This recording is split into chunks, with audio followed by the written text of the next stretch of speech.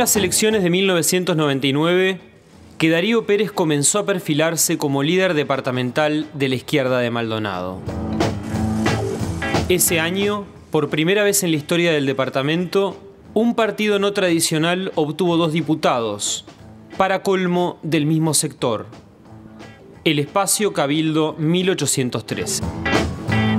Esta votación sin precedentes lo catapultó a las elecciones departamentales del 2000, cuando, si bien fue derrotado por el nacionalista Enrique Antía, obtuvo una cantidad de votos que lo dejó a las puertas de la intendencia. 5 años después, sin embargo, fue derrotado en la interna frente amplista por el excomunista Óscar de los Santos. Las cuitas con el primer intendente de izquierda se hicieron por entonces permanentes. Pero luego de arduas gestiones al más alto nivel del Frente Amplio, ambos comenzaron un acercamiento que permitió a la coalición retener la intendencia en 2010.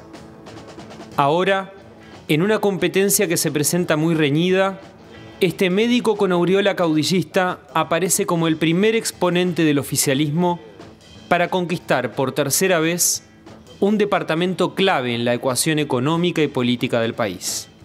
Porque si las cicatrices que tenemos en la espalda nos recuerdan traiciones, también le debo a los leales el haber seguido caminando sin rendirme.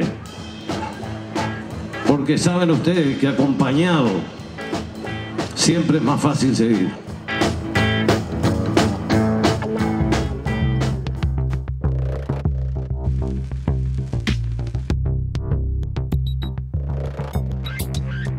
Darío Pérez, candidato del Frente Amplio a la Intendencia de Maldonado, bienvenido a Primera Vuelta. Mucho gusto estar contigo. Hace 5 años, en la anterior campaña electoral, usted se presentaba como el reaseguro de un giro a la izquierda en el departamento. Ahora, sin embargo, se lo ve nombrando con anticipación al director de Hacienda para dar las garantías del contrato. Anuncia que va a crear una Secretaría de Inversiones, incluso no descarta localizar zonas francas logísticas, temáticas en el departamento. ¿La cercanía a responsabilidades de gobierno inevitablemente modera? No es un tema de moderación, es un tema de ver la realidad. Y en Maldonado, durante muchos años hemos sido dependientes, en primer lugar, del turismo y de la temporada que va cambiando y cada vez es más corta, por una cantidad de cosas que han ocurrido, inclusive en la forma de vacacionar de la gente. Y el otro fenómeno del que somos dependientes es de la construcción. Si bien ha existido el ciclo más largo en la historia en cuanto a construcción en el departamento, hay momentos en que eso declina. Entonces esas dos cosas nos hacen dependientes de dos fenómenos que nosotros quisiéramos cambiar. Entonces, una de las cosas que podemos hacer es cambiar la matriz productiva del departamento. Plantar la semilla del cambio de la matriz productiva, porque sabemos que no va a ocurrir en 5 años. Y de hecho, el gobierno departamental y el Frente Amplio se han imaginado un par de cosas que ayudan a pensar en cambiar esa matriz productiva. Una de ellas es el centro de convenciones y predio ferial, que va a estar terminado para el 2016. El otro tiene que ver con Punta del Este y Maldonado, ciudad universitaria, por la que hemos realizado algún viaje, inclusive para tratar de atraer alguna universidad para el departamento de Maldonado. Y otro tipo de cambios que tienen que ver con la creación de zonas económicas especiales, como se denomina ahora, o zonas francas, en donde trabaja mucha juventud. Y fíjate tú que con el desarrollo casi explosivo que ha tenido la universidad pública y la privada en el departamento de Maldonado, hoy tenemos 4.000 estudiantes universitarios. Y la creación de polos tecnológicos o logísticos están muy vinculadas al conocimiento. Como hablábamos antes de empezar, el conocimiento es una polea de transmisión muy fuerte.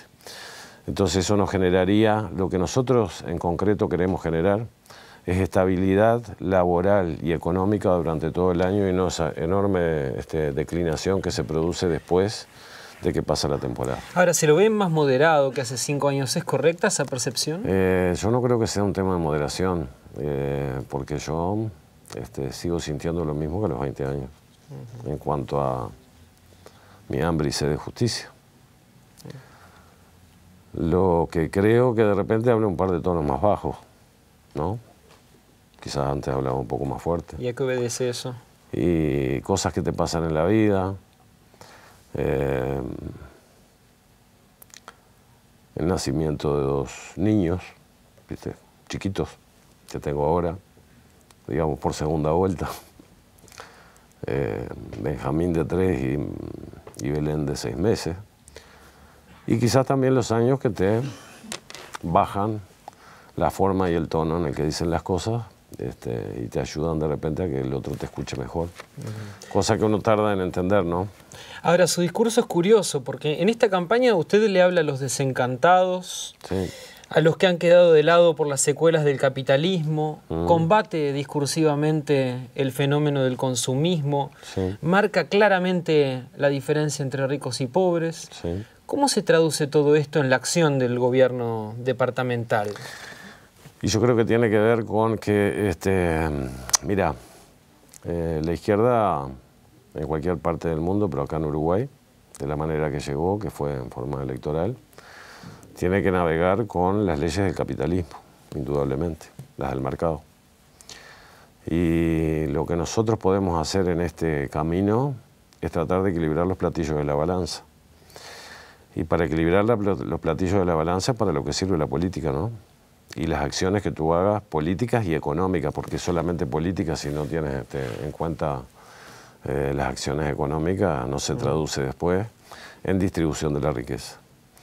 Entonces nosotros creemos como izquierda que nos toca navegar en este mundo que tiene determinadas leyes y en las leyes del mercado, que tenemos que hacer cosas para lograr que los excluidos puedan llegar a tener un punto de partida igual. Y eso particularmente lo logras, primero a través de la educación, dándole la posibilidad de partir desde el mismo punto a los pobres y a los ricos, o tratando de igualar esa posibilidad. Y la otra es a través de acciones económicas o de cosas que tengan que ver con el trabajo y trabajo de calidad. Porque con trabajo de calidad tú logras distribuir mejor la riqueza. El turismo de por sí es uno de los grandes distribuidores de riqueza porque se equilibra, va derramando riqueza por los diferentes estamentos, ¿no? Ese es un buen camino para distribuir riqueza. Pero además generándole a la gente las condiciones que necesariamente tiene que tener otro ser humano, como son vivienda, el acceso a la salud. Es decir, es una casa que se construye con muchos ladrillos y tú tratas de justamente equilibrar los platillos de la balanza. Que yo no voy a dejar de criticar al capitalismo, porque lo tengo que criticar, porque es un sistema injusto, que genera pobreza, que genera miseria, que esquilma la tierra hasta su último, porque su único fin es el del lucro. Debo de adaptarme al terreno en el que piso. Sí, porque sin embargo usted aspira a gobernar uno de los departamentos más ricos del país. Bueno, pero yo nací ahí. Aspiro a gobernar el departamento en el que me tocó nacer. Esta es una vieja discusión que yo tenía con mis amigos, porque yo era de otro palo, con mis amigos comunistas. Sí, está bien, en aquellos años, 70 y algo. Está todo bien, yo sí critico el capitalismo, critico las cosas que ocurren en el mundo, pero el primer lugar donde tengo que combatir es la trinchera donde vivo, el lugar donde es mi entorno. Ahí es donde me tocó combatir, y no en Kenia o en Asia o en algún lugar de América. Me tocó combatir aquí. Y trato de hacerlo con las reglas de juego que tenemos, ¿no? A diferencia del primer gobierno del Frente Amplio en el departamento, en este segundo, usted, su sector, participaron del gabinete de Óscar de los Santos, incluso en esa superoficina que es Integración y Desarrollo Social. ¿Qué cambió de un periodo a otro? ¿Fueron esos dos tonos más abajo, capaz? No, yo creo que los compañeros tanto de deporte, que son compañeros míos, los que han participado, como la de Integración Social y Desarrollo, creo que le han dado un muy buen resultado al gobierno en general, que han trabajado con mucho ahínco y con muy buenos resultados. No sé si 2 tonos más abajo o 2 tonos más arriba. Pero en el primer gobierno usted no participaba del gabinete. No participaba y tuve algunas críticas. Mira, una de las cosas por las que nosotros llegamos a un acuerdo bueno fue porque nosotros creíamos que la vivienda era un tema principalísimo en él. El gobierno departamental de Maldonado en este periodo debe de ser casi que el único, te diría, en todo el país, que ha invertido el volumen de dinero que ha invertido en el departamento de Maldonado, que se acerca a los 32 millones de dólares. Tú dices, ¿es suficiente? No, no es suficiente, ni tampoco lo que hace el gobierno nacional para tratar de correr de atrás ese fenómeno. ¿Qué pasa? Que Maldonado ha sido el departamento que más ha crecido, por lejos. Tenemos 25.000 personas más. Es el departamento que tiene más jóvenes. Hemos crecido por encima de la media de todos los otros departamentos. Y eso genera correr de atrás en cuestiones de infraestructura. Te digo, salud, educación y particularmente vivienda. Y la gente después que se va para allá, y sobre todo gente que viene de otros departamentos lejanos, te basta recorrer. Yo, por ejemplo, ahora en la campaña nacional, anduve por lugares profundos de Artigas, de Paysandú, y tú entiendes por qué la gente no se quiere volver cuando por fin llega al departamento de Maldonado. Supongo que a Montevideo les debe pasar lo mismo. Porque tienes posibilidades de acceso a una cantidad de cosas, aunque tengas que vivir en una casilla. Y apretadamente, ¿qué balance hace de este último gobierno de Óscar de los Santos? Yo creo que ha sido, el tema de la vivienda que recién comentaba. Yo creo que ha sido bueno y ha plantado las semillas del futuro desarrollo del departamento de Maldonado. Fue un gobierno parejo, sin sobresaltos, que trató de manejar un presupuesto importante de la mejor manera. Siempre existen improntas personales. Yo, por ejemplo, no hubiera construido el segundo tramo de la perimetral. ¿Por qué? Y porque en el segundo tramo de la perimetral han trabajado el promedio de 80 personas más o menos. Y si yo hubiera extraído toda esa cantidad de millones de dólares y la hubiera puesto en otro tipo de proyectos, quizás no tan grandiosos como la perimetral, hubiera generado más fuentes de trabajo, hubiera, de alguna manera, yo no te digo que no se haga la perimetral, creo que podía esperar un tiempo todavía, y que ese dinero distribuido en las ciudades del departamento hubieran generado otro tipo de cosas que a mí me interesa, que tiene que ver con el desarrollo local, el desarrollo de los barrios. Y voy a poner, por ejemplo... ¿A usted le interesa la filigrana, digamos? Lo micro. A mí me interesa mucho cómo vive la gente en lo local, las cosas que tienen que ver con... Mira, si hay un ejemplo, es lo que pasó en la ciudad de San Carlos, no es porque yo sea de San Carlos y salga a camisetear con mi pueblo, que lo adoro. Ahí hubo una experiencia de presupuesto participativo que fue realmente maravillosa, en la que diferentes organizaciones sociales, clubes de fútbol, etcétera, etcétera, democráticamente pugnaron por obtener una parte del presupuesto para sus proyectos. Entonces ves que esa distribución y ese presupuesto participativo hizo que barrios alejados del centro pudieran concretar, hubo organizaciones, pudieran concretar, por ejemplo, los del barrio sur, una policlínica, los del barrio del Colón, como decimos allá, un lugar, un mejoramiento de su cancha y un salón donde poder realizar actividades. El Club Libertad, un muy buen salón, un excelente gimnasio. La gente con capacidades diferentes, un ómnibus para poderse movilizar. Entonces me parece que, particularmente yo, más que en obras faraónicas, pienso en esas cosas que tienen que ver con el diario vivir de la gente, la accesibilidad, una buena iluminación que ya ha comenzado en el departamento de Maldonado con un cambio a través de la luz LED que genera un ahorro de 3 millones de dólares por año, con cosas que tienen que ver con el diario vivir de la gente. Lo invito a seguir conversando después de la pausa.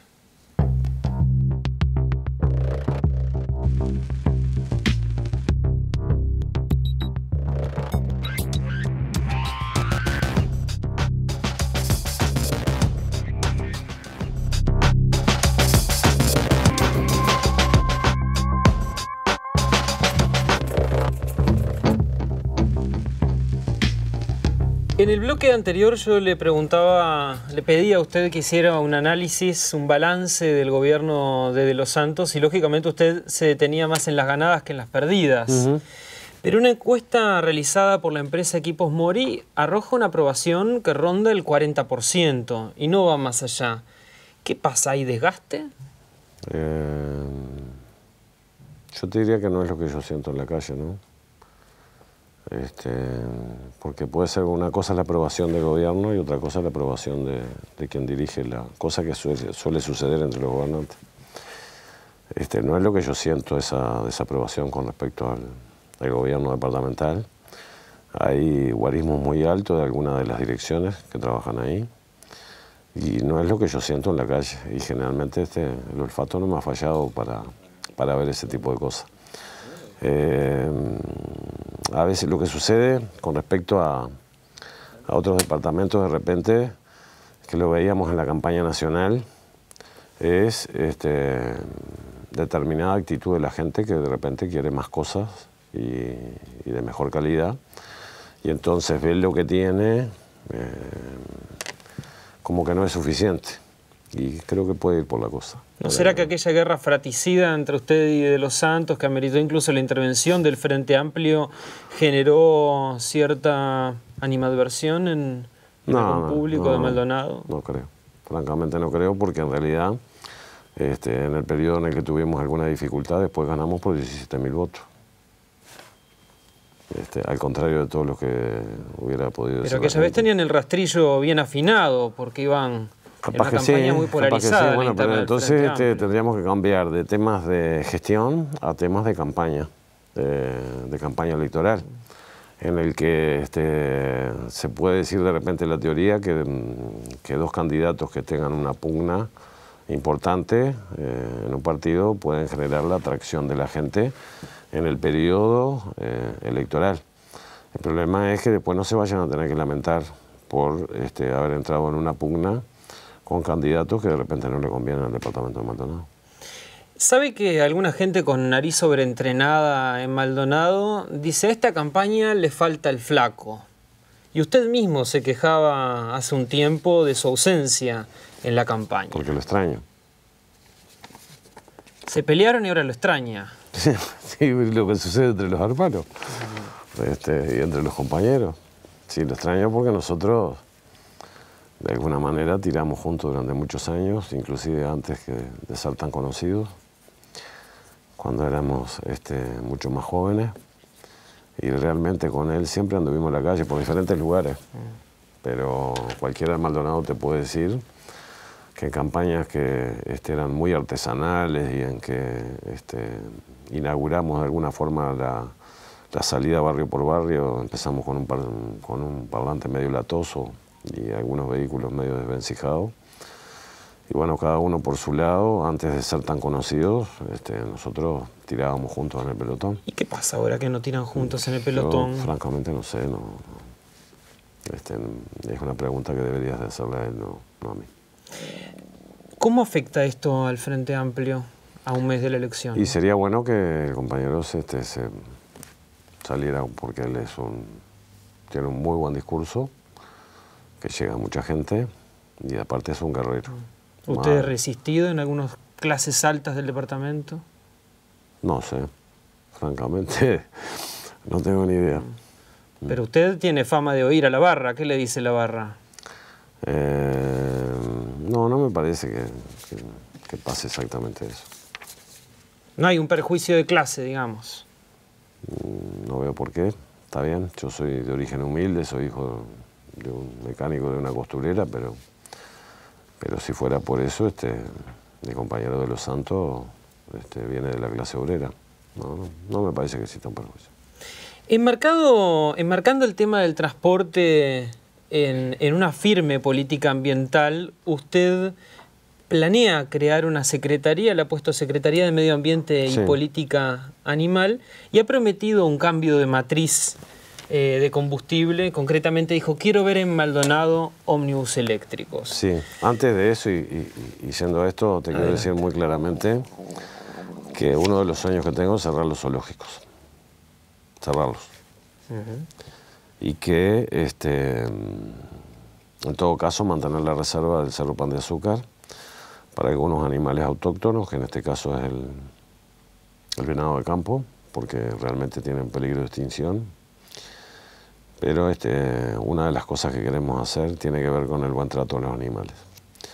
Y también hacer algunos cambios con respecto a la política, particularmente para los perros, ¿no? Ahora, en cuanto al transporte. Y en cuanto al transporte, me gustaría ¿Sabe que Lucía cambiar... Topolás, que estuvo acá y dijo que le salía 4 veces más caro el ómnibus eléctrico? El ómnibus.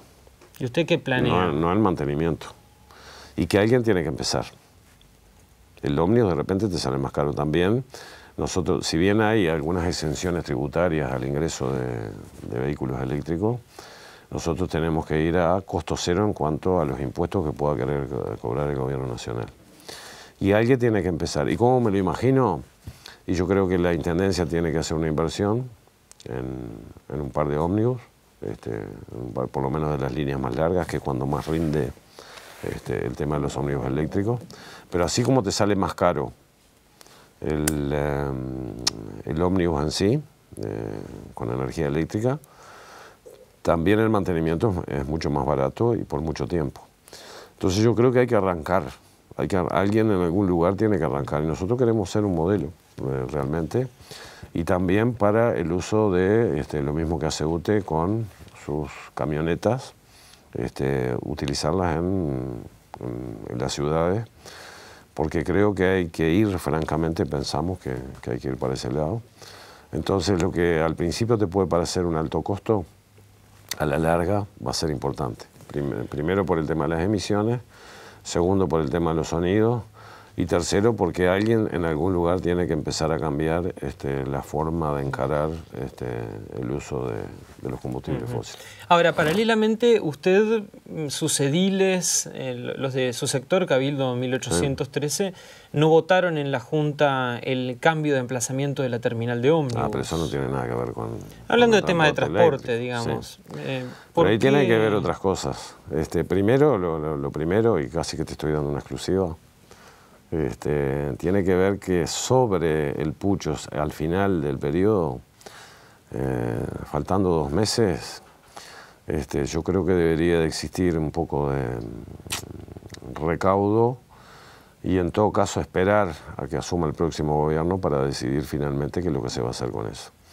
Y además hay otras cosas en el medio del tema de la terminal que tiene que ver con, ahí hay gente que ocupa ese lugar donde iría la terminal.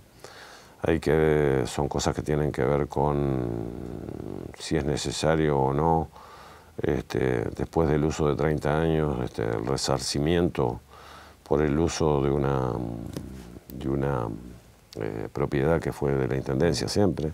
Ahora, de la gente de Los Santos dice, hace 3 años venimos discutiendo esto, tenemos un informe de la Facultad de Arquitectura. Sí, está bien.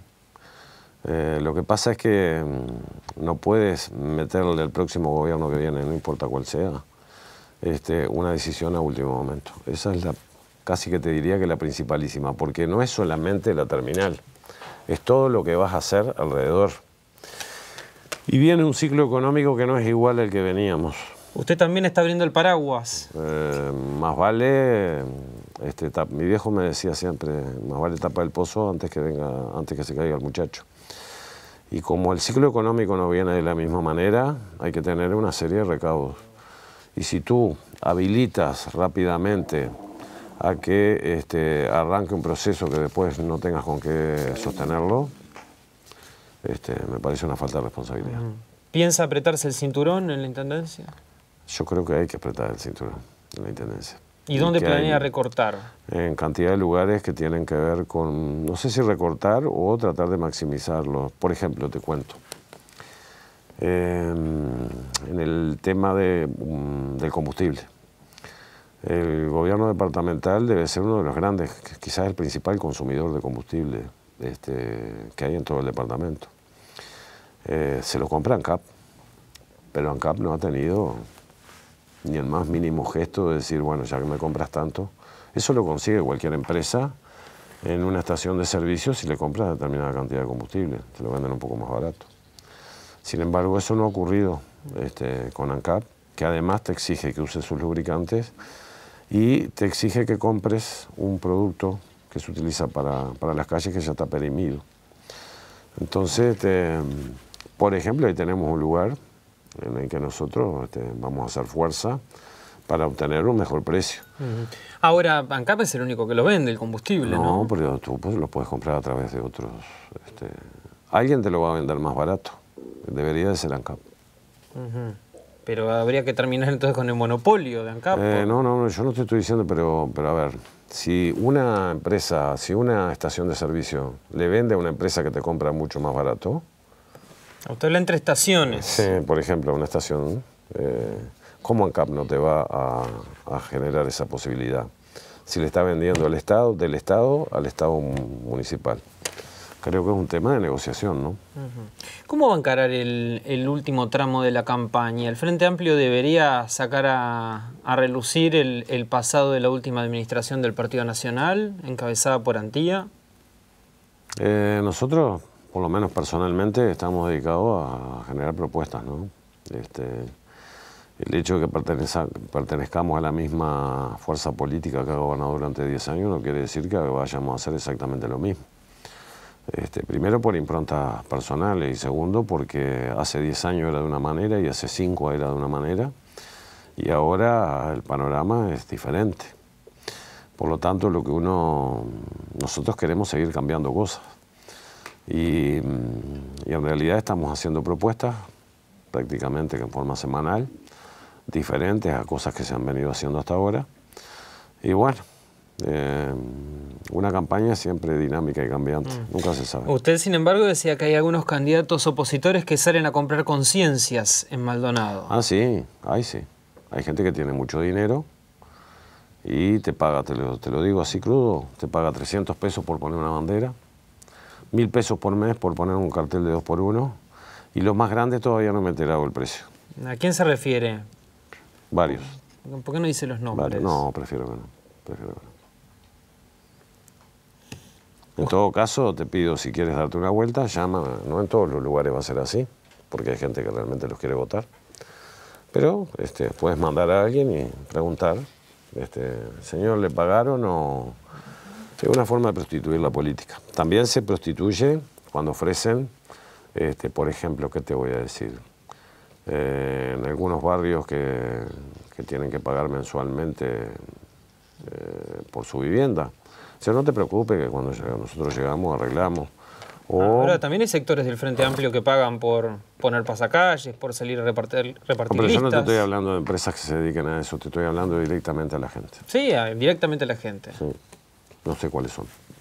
Allá no es costumbre eso, excepto por parte de esa gente. En este tramo final usted le va a tener que hablar a los blancos también. Yo creo que a los indecisos. Porque si miramos en la última elección, en realidad, en la última elección nacional, ganó el Frente. El Frente fue el que ganó, más allá de que después se entreveraron las cosas. Y después, en la última elección, por el balotaje, en realidad ocurrió lo mismo que en la otra elección anterior. El Partido Colorado, junto con el Partido Nacional, estuvieron por encima de nosotros, pero nosotros también subimos. Y el Partido Colorado en el departamento de Maldonado, si bien ha tenido alguna sensible baja, se mantiene como para mantener una votación parecida a la que tuvo durante el gobierno, durante la elección nacional.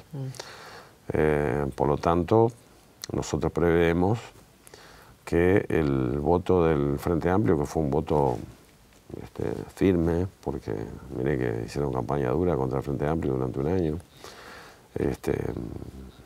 Es un voto muy firme, el voto del Frente Amplio no se va. Y también desde hace muchos años vemos que el Partido Colorado es un voto bien colorado. Entonces pueden haber pequeños trasiegos de algunas personas que fueron dirigentes en algún momento y que estaban casi fuera ya de la cuestión política, hacia el Partido Nacional, pero nosotros sabemos también que hay blancos que nos van a votar y también que hay colorados que nos van a votar. Entonces las cuestiones a nivel departamental no son lineales, no sumo, no recorto, pego y voy a tener tal resultado. Darío Pérez, candidato del Frente Amplio a la Intendencia de Maldonado, gracias por venir a Primera Vuelta. Con mucho gusto, a las órdenes.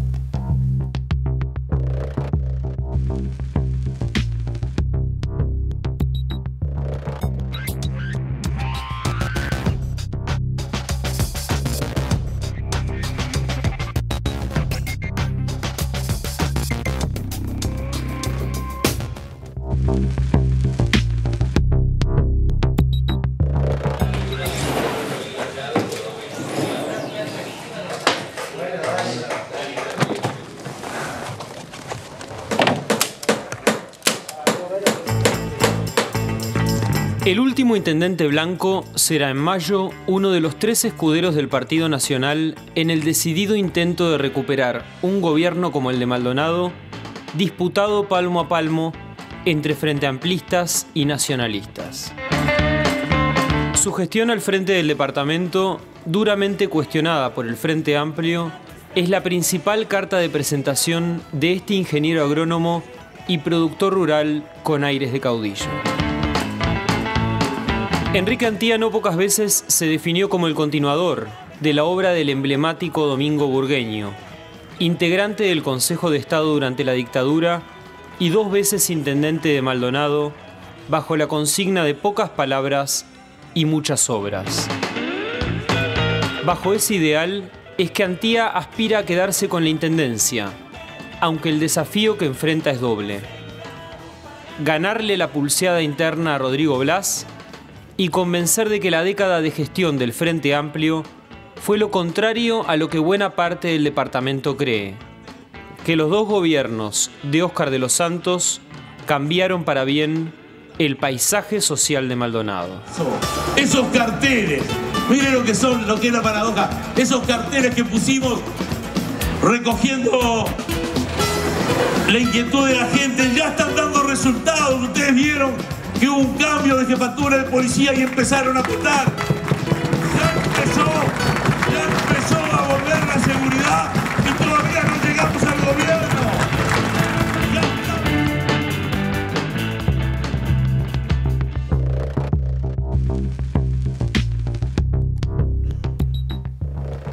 Enrique Antía, candidato a la intendencia de Maldonado por el Partido Nacional, bienvenido a Primera Vuelta. Muchas gracias. Usted ya fue intendente de Maldonado durante un periodo, luego volvió a postularse en otras oportunidades. ¿Qué lo lleva a insistir? ¿Es tan encantador el perfume del poder? No, el perfume del poder no.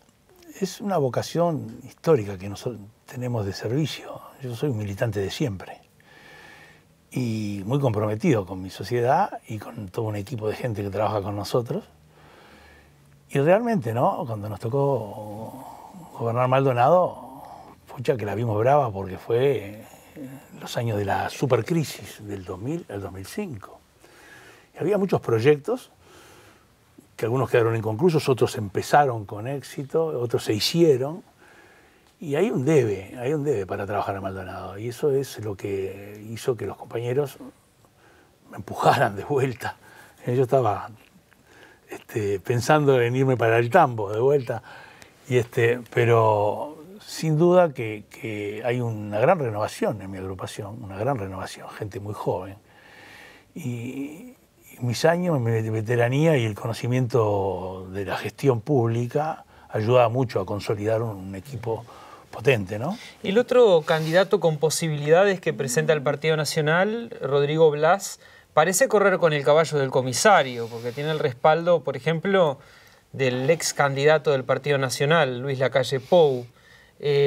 Su sector, sin embargo, no define claramente el apoyo de alguno de los dirigentes nacionales.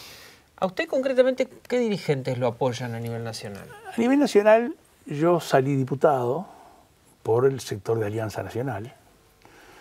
No siendo perteneciente a Alianza Nacional, yo vengo de un grupo chiquito, que era un grupo chico, que fue un grupo muy importante, que era Correntado Bolsonista, y en esta instancia tuvimos el acuerdo con el doctor Larrañaga para acompañarlo. De hecho, en Maldonado Larrañaga tenía su gente, y nosotros ganamos la diputación con la lista 22, y tenemos el respaldo de Jorge Larrañaga, sin duda, que se ofreció hasta venir a colocar carteles y a elaborar con nosotros. Pero más allá de eso, yo siempre aposté, siempre, desde que formamos la agrupación, que es una agrupación departamental muy fuerte, yo aposté a hacer un fuerte movimiento departamental, que se recostara a Maldonado más allá de las líneas nacionales. Y ha sido así. Y nos han reconocido en diferentes elecciones, porque el grupo nuestro, cuando ganó la intendencia en aquella oportunidad, después siguió ganando el grupo nuestro las diputaciones departamentales. Una vez ganamos 2 diputados por el departamento, con la lista 22. Después ganamos la elección pasada también un diputado. Y en esta instancia pudimos lograr una de las 2 bancas del departamento en una renovación completa que hicimos. En realidad no hay una línea nacional directa. Yo apuesto a Maldonado y tenemos una incorporación de gente de distintos orígenes que prioriza la defensa del departamento, que bien lo precisa. Usted comenzó en el Movimiento por la Patria, luego se recostó al herrerismo. Yo empecé en el Movimiento por la Patria, fui dirigente estudiantil y gremial en el Movimiento por la Patria. Fundé Correntada Wilsonista, cuando ahí ganamos la intendencia, y tuvimos varias bancas en el departamento. Después fui senador de la República con Correntada Wilsonista. Y ahora todos por Maldonado, es mi agrupación, se llama así, Todos por Maldonado, el sublema lo dice. Y ese movimiento departamental como que se para frente al poder central de Montevideo, a reclamar lo que Maldonado precisa y merece. Que no siempre es fácil, ¿no? Porque generalmente hay muchas postergaciones a la hora de definir las inversiones en el presupuesto nacional y el interior siempre queda para atrás. Unos días atrás usted en el programa de La Mañana del Espectador decía que la calle Pou fue un candidato, pero que no es un líder del Partido Nacional. ¿Quién es entonces para usted el líder del Partido Nacional? El líder que hubo fue Wilson. Ahora hay candidatos, líderes de sectores. Jorge Larrañaga es líder de Alianza Nacional. La calle Pou se está transformando en líder de un sector, el sector que creo todos. Los liderazgos no se heredan, se construyen, y tampoco son de un día para el otro. Son en el andar político, en el cumplimiento, en el trato, en el diálogo, en el respaldo, en las tomas de decisiones, en toda una vida política que se va construyendo. ¿La calle Herrera tampoco fue un líder partidario? Fue un gran presidente. Pero no un líder del partido. Fue un gran presidente y en aquel momento fue líder de un gran sector y los wilsonistas no eran nuestro líder. ¿Nunca lo sintió así usted? Yo nunca lo sentí así, lo respeté mucho y es más, me tocó a mí hacer un acuerdo político con Correntada Wilsonista negociando mano a mano con el doctor Lacalle, porque entendíamos que era la persona que tenía la experiencia para hacer gobierno. En 2007 usted desistió de continuar en un conocido juicio con Óscar de los Santos, que había sostenido el semanario Búsqueda el 22 de diciembre de 2005. Yo como intendente cobro líquido 60.000 pesos. Le voy a hacer una reforma a mi casa y espero cambiar el Chevet que tengo, pero hay ex jerarcas que con el sueldo de la intendencia se compraron una mansión de 3 plantas con piscina y camionetas 4x4, decía de los Santos en su momento. Y esto llevó a que usted presentara una denuncia penal por difamación. Y luego de que la justicia ordenara el levantamiento del secreto bancario, usted retiró esta denuncia. Desistió de continuar, digamos, con el juicio. ¿Por qué tomó esa decisión? Bien, yo le agradezco la pregunta porque es un tema Maldonado muy conocido. De los Santos difamó, mintió. Y yo le reclamé judicialmente. Una vez que le reclamo, se enrieda la piola de tal manera, con presiones, que hasta el propio secretario de la presidencia se hace cargo del juicio y involucra a 15 o 18 personas más esposas y concubinos en algo que no tiene nada que ver. Está hablando de Gonzalo Fernández. Sí, Gonzalo Fernández. Secretario. Involucra a 15 o 17 personas, esposas y concubinos, y lo que fuera, para armar un gran circo mediático. Y yo dije, esto es poner a tanta gente en algo que no tiene ningún sentido y que es una mentira. Yo no puedo dejar que se manoseo. Ahora, ¿usted es consciente que quedó instalada como determinada sospecha de que usted desistió del juicio para no exponer pero la gente sabe, porque sabe lo que hice yo. Su crecimiento patrimonial o el de alguno de sus colaboradores inmediatos? ¿Sabe lo que hice yo? Yo llamé a toda la prensa, le entregué las declaraciones juradas, que están clarísimas, perfectas. Todo lo que yo tenía y tengo. Perdóneme, pero ¿por qué no habilitar a que se levantara el secreto? Porque iban a armar un circo mediático inmenso con las esposas, con las novias, con los concubinos de 17 en plena campaña electoral. Esto era una cosa que además termina. ¿Cómo termina? Porque el juicio no termina ahí. Yo presenté todo lo que yo tenía y tengo, era de antes de ser intendente. Mi casa, el tambo, la camioneta, todo era de antes.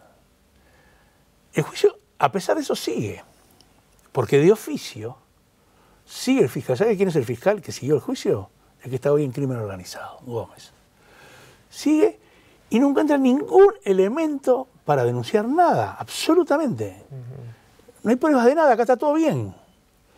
Yo sabía, por eso que estaba tranquilo. Usted en su momento decía que la justicia no le daba garantías también. Claro, bueno, ese momento fue un momento difícil cuando entró Gonzalo Fernández y una fiscal cambia de posición. Esa fiscal se fue del país después.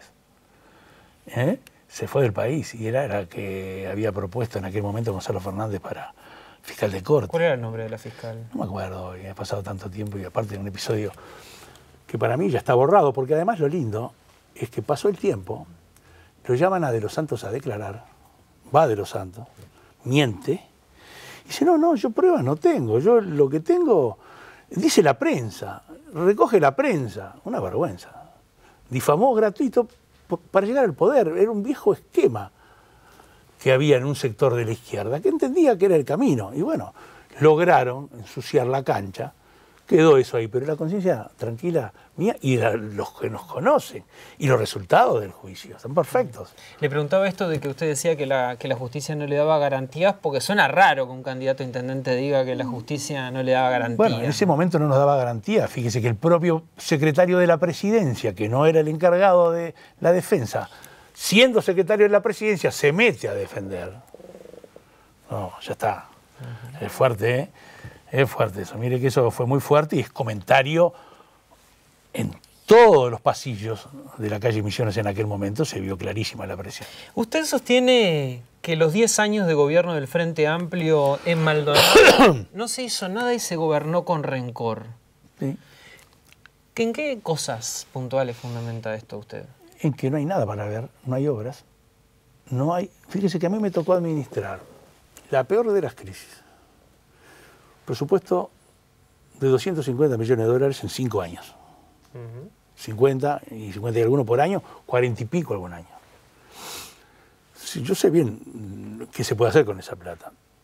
Estos últimos 5 años del Frente Amplio, porque fue del Frente Amplio, no fue solo de los Santos, fue el intendente, pero repartieron prácticamente, vamos y vamos, todas las direcciones. Duplicaron las direcciones y las repartieron para hacer un acuerdo interno. Recaudó 1.050 millones de dólares en los 5 años, 210 por año. Casi 4 veces más por lo menos. Y usted recorre el departamento de Maldonado y obra pública, construida por la Intendencia, son tan poquitas que da vergüenza. La gente lo ve. Pero además, no es solo la obra pública, ve dejadez en un montón de cosas. No hay un lomo de burro pintado, no hay una cebra pintada, no hay nada que responda a un ingreso tan importante. Ellos exhiben, por ejemplo, el centro de convenciones de Maldonado. El centro de convenciones es un cartel. El centro de convenciones es un cartel aún. Sí, pero lo estuvo recorriendo el presidente. No fue el presidente, porque era un cartel. Están en obra, recién empezó. Y la perimetral también es un cartel. Porque la primera etapa de la perimetral, que son 6 kilómetros, no está terminada.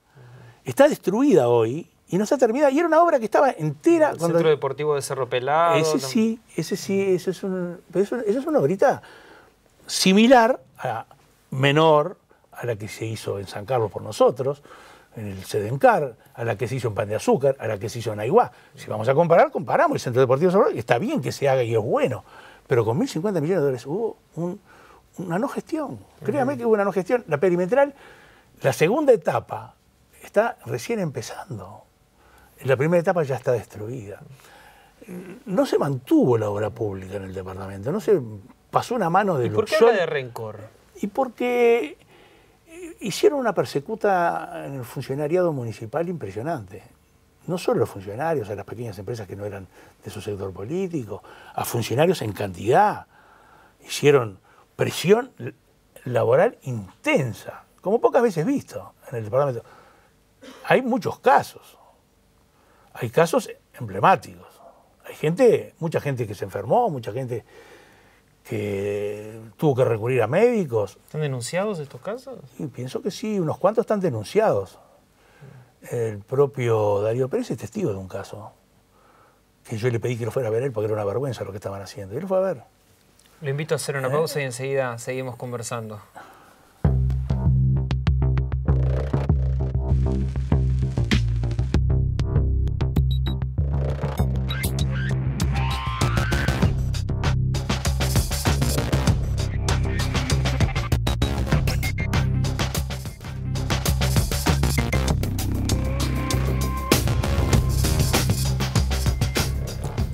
Hay algunos números del departamento que muestran signos positivos, ¿no? Por ejemplo, entre 2006 y 2013 la pobreza tuvo un descenso sostenido, ¿no?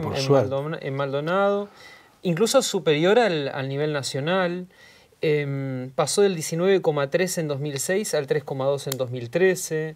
Los ingresos per cápita promedio de Maldonado son en 2013 46,5% superiores a los del 2006.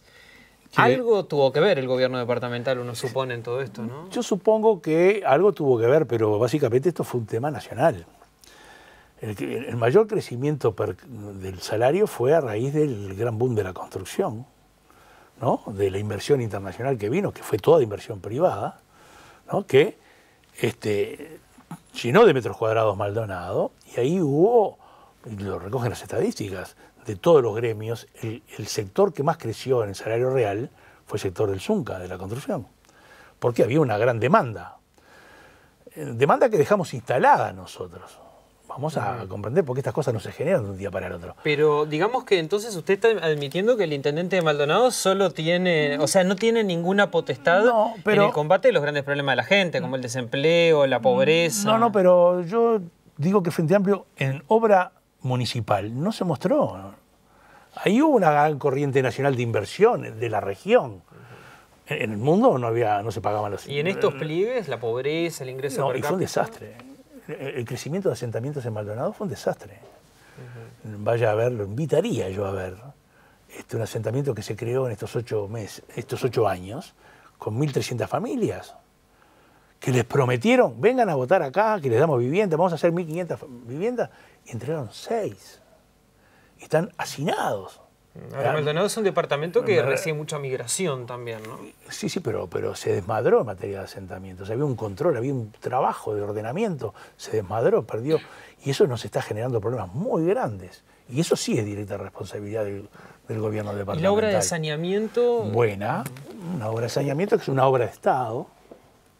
Es una obra de Estado que empezó el Partido Nacional haciendo los primeros estudios. Seguimos nosotros en nuestro gobierno haciéndonos cargo, porque el gobierno del presidente Valle licitaba y no se presentaba nadie de saneamiento, y nosotros quitamos de la obra a licitar 14 barrios completos de Maldonado que los hicimos todo de saneamiento. Y ahí entraron los Vascos de Uragua. Los Vascos de Uragua, la reforma constitucional los saca y entra el proyecto de la UGD, que yo, estando en el Senado, lo voté, lo trabajé en la comisión y lo aprobaron todos los partidos. Es más, ¿usted el origen... la reforma constitucional aquella que estatizaba los en aquel momento no la acompañé. Y fui el que presentó el proyecto que estaba de acuerdo con la privatización, digamos. Estaba de acuerdo con el servicio que se estaba brindando. De Uragua. De hecho, el proyecto que nosotros planteamos en el Senado y que se modifique, que creó Uragua, el antecedente fue un planteo que presenté yo.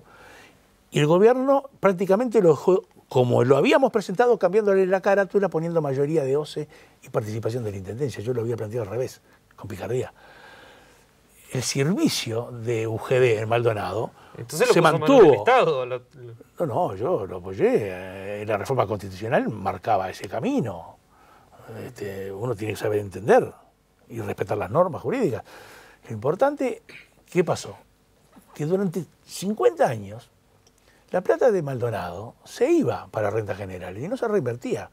La UGD, la creación de esta con participación municipal, generó un manejo diferente de las cuentas y utilizaron todo el mecanismo de gestión que lo hacían los vascos, que lo hacían bien. Los propios funcionarios te dicen, el sistema venía funcionando bien. Y por suerte se hizo el saneamiento porque eso era Era un estrangulamiento que teníamos para el futuro, yo lo comparto.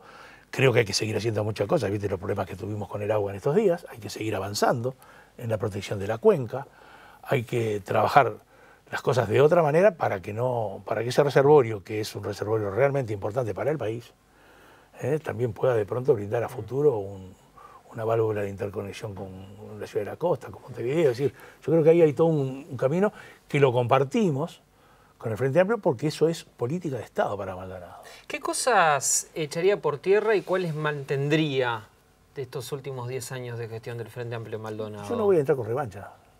Echar por tierra, ¿qué sentido tiene?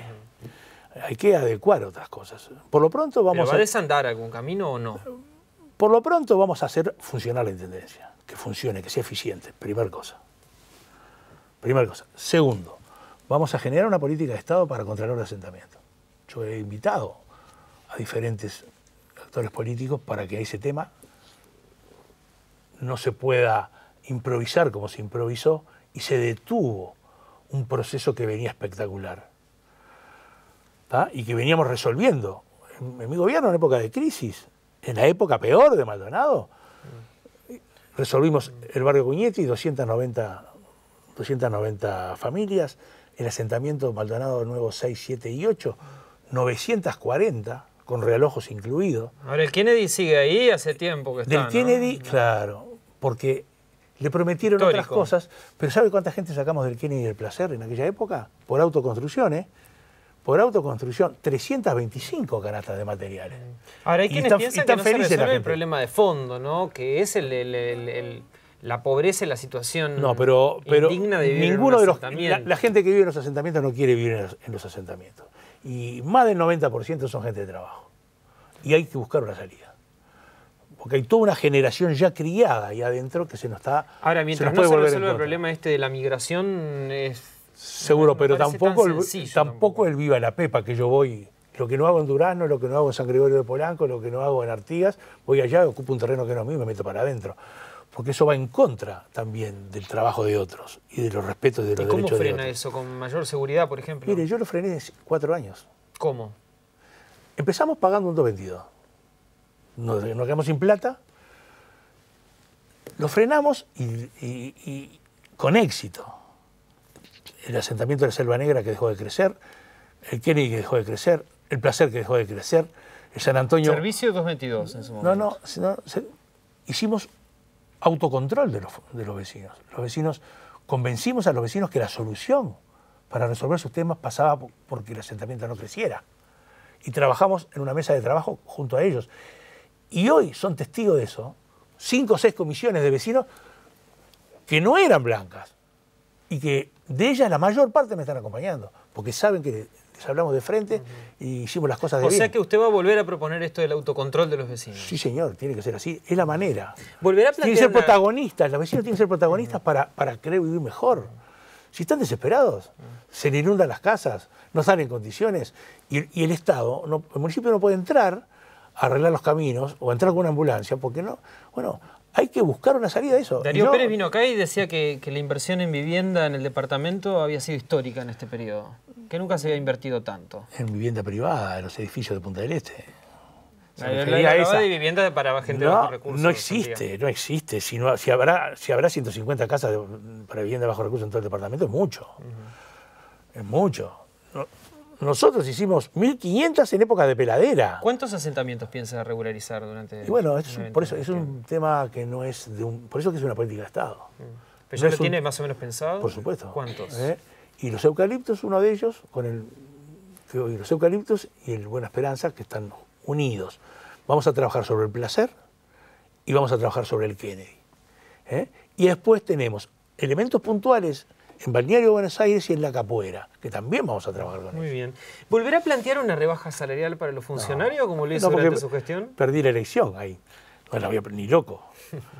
Pero, es como hablar de impuestos, más o menos, en una campaña. No, pero ni loco, pero convengamos. En aquel momento la opción era echar 900 o cada uno se apriete un poquito. Y yo elegí por apretarse cada uno un poquito y no echar 900, porque con la desocupación que había en la crisis del 2002, varios terminaban ahorcados. Ahora, Yo no volvería a hacerla porque el tocar el bolsillo en aquel momento, en un 1%, en un 2%, en un 4% y en un 10% a los máximos, mostró una gran falta de solidaridad hacia la interna, que es horrible. En momentos que Maldonado se caía de a pedazos. Entonces, no lo vamos a hacer. Es más, ahora lo que nos comprometimos es devolverle el 4,5%, que de los Santos no se los aceptó de arranque. Le quitó de un IPC de 12 y pico, le quitó 4,5.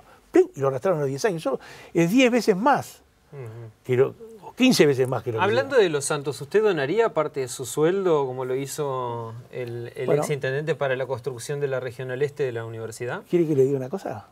Yo no hice política, no hice publicidad con eso, pero cuando vi que se venía la brava en el año 2001, yo mandé un mensaje a la Junta Departamental reduciendo el 30% el sueldo del intendente.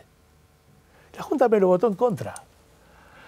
Entonces, durante el resto de mi mandato... Sí, pero votó en contra la Junta de la reducción del sueldo del intendente. Pero eran sus propios ediles.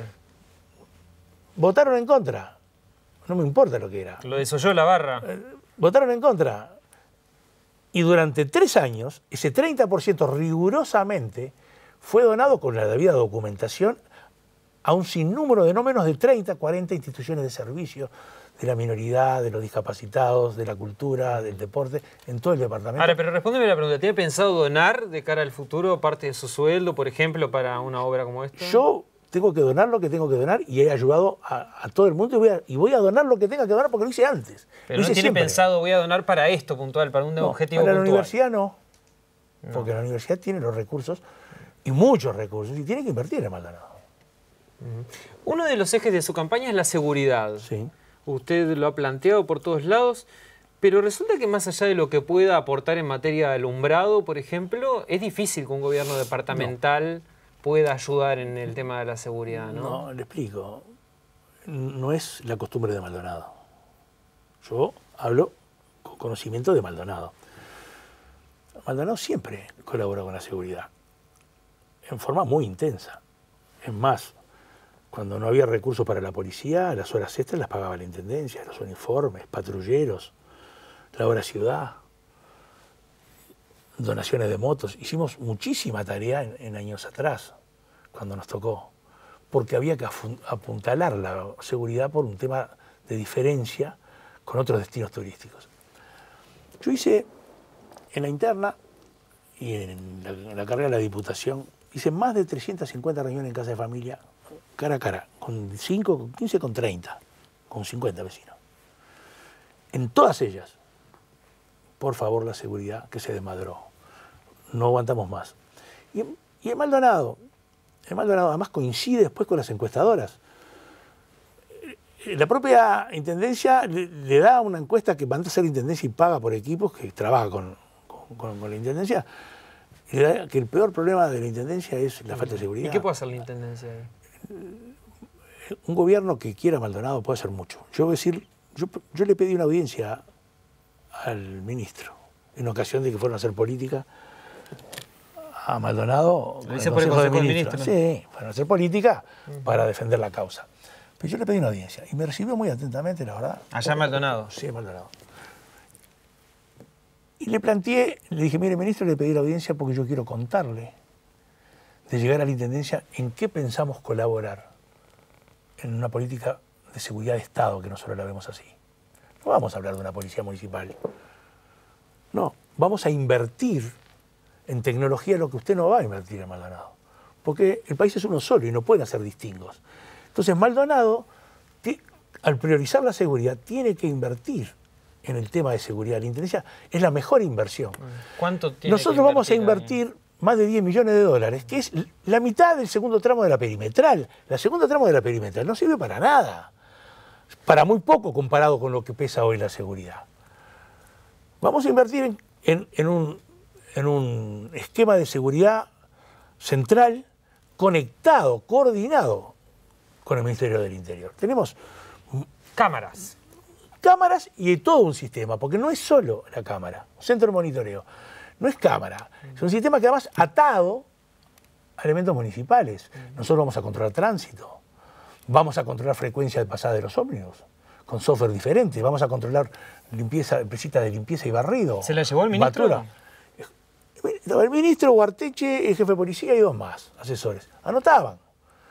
No me dijeron que no. Y yo no creo que nadie diga que no cuando desde un gobierno municipal se ayuda a una causa tan importante para el país como la. Porque en Maldonado, la seguridad no solo es la seguridad individual de los vecinos, es el trabajo, es la inversión.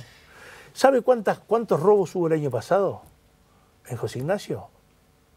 3. Y 39. Deme una explicación. Allá lo que pasó en Maldonado fue otra cosa. Y se lo voy a decir bien claro. Lo hablé con el ministro, lo hablé con el jefe de policía. Cuando uno niega un problema, no le encuentra la solución. Durante años negaron el problema de la seguridad. Se le fue de las manos y no encuentran la solución. Ahora, yo vine en el anticipo del programa, vi una parte de un discurso mío que yo decía, empezaron a ver carteles, vuelve Antía, vuelve la seguridad, y empezaron a actuar al influjo de los carteles. Está bueno, porque yo fui a felicitar al jefe de policía por lo que estaba haciendo. Hacía años estábamos esperando. Pero además aproveché a cambiar ideas sobre el plan y a ofrecerle 30 motos para el policía de barrio, con combustible incluido para el patrullaje y la prevención, 15 motos para la policía de tránsito, que no hay, está desarmada, para la prevención y para ordenar el tránsito que se desmadró. Enrique Antía, candidato a la Intendencia de Maldonado por el Partido Nacional, gracias por venir a Primera Vuelta. Bueno, y si Dios quiere lo invito y le voy a mostrar que bueno es colaborar con la seguridad de un gobierno departamental. Lo hicimos siempre. Es la vida de Maldonado. Buenas noches. Buenas noches.